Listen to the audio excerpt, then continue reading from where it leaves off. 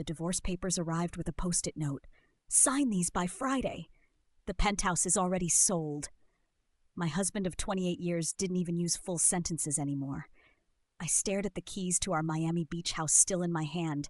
The one he'd just texted was being repossessed. Funny, since we'd paid cash in 2009. At 62, I was supposed to be enjoying retirement from Cozima Capital, the hedge fund I'd built from a $15K inheritance into 1.2 byte dollars. Instead, I was locked out of our shared accounts while my ex played golf with his 29-year-old business consultant. The worst part? Our son Lucas had helped him do it. 3 months earlier, I'd found the first discrepancy. A $4 million transfer from our foundation to an offshore shell company. When I confronted Richard, he'd laughed. You're getting paranoid in your old age, Viv.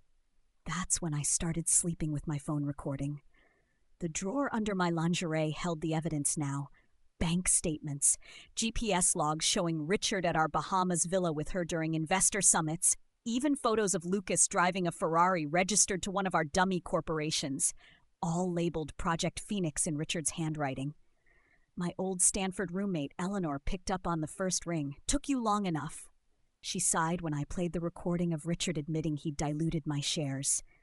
By midnight, her team had frozen 17 accounts. Richard's text at 3:70 a.m., "Call me." I screenshot it and labeled it Exhibit 12. The courthouse smelled like lemon cleaner and lies. Richard's lawyer smirked when the judge asked about my mental decline. Then Eleanor entered with 2 boxes. Your Honor, we have proof Mr. West transferred marital assets using forged signatures. Richard's tan turned yellow when the judge looked at the first document. Lucas showed up at my new apartment unshaven. Dad says you're ruining us. I handed him a file showing the $28 consulting fees paid to his girlfriend's father. His face collapsed like a bad souffle. He told me you approve this. By month's end, Richard was under SEC investigation. Lucas returned $11 million in cars and watches voluntarily. And me? I reopened Cozima as Phoenix Holdings with all-female leadership and a 100% transparency clause. Our first client? The 29-year-old consultant Richard fired when the money dried up. Last week, Lucas asked to meet for coffee. He brought the photo album from his graduation. We didn't talk about money or lawsuits, just whether I remembered his third-grade teacher's name. I did. It wasn't forgiveness, but it was a start. This morning, I received a text from Richard's new lawyer. My client wishes to discuss reconciliation. I responded with a screenshot of our old yacht, now the floating office for a women's entrepreneurship program, and a single line, enjoy the view from shore. The yacht's renaming ceremony was tomorrow. I ran my fingers over the freshly painted letters, MS Phoenix. The crew had removed every trace of Richard, no more monogrammed towels or his prized cigar humidor, just sunlight glinting off new beginnings. Eleanor slid a contract across my desk. The SEC wants Richard to testify under oath next week. She paused. They found more. Offshore accounts in Lucas's name, too. My stomach twisted. Had my own son been playing me from the start? Lucas's Instagram post stopped me mid-sip. There he was, grinning on Richard's new balcony with her. The consultant. Caption, family first. The date stamp? Yesterday, I zoomed in. Was that my grandmother's vase in the background? The safe deposit box held my trump card. Richard's handwritten Project Phoenix notes from 2018. Page 12 chilled me. Once Viv's shares are diluted, Lucas gets control. He'll be more pliable. I'd been fighting the wrong enemy all along. At 3 a.m., my phone buzzed. Lucas, Mom, we need to talk. Below it, a forwarded email from Richard. If she signs, wire the $20 million to Cayman like we discussed. My fingers trembled as I screenshotted it. Let them dig their grave deeper. The SEC hearing room was wood-paneled silence. When Richard swore under oath that Lucas knew nothing, I played the Cayman email audio. Lucas's chair screeched as he stood. That's not.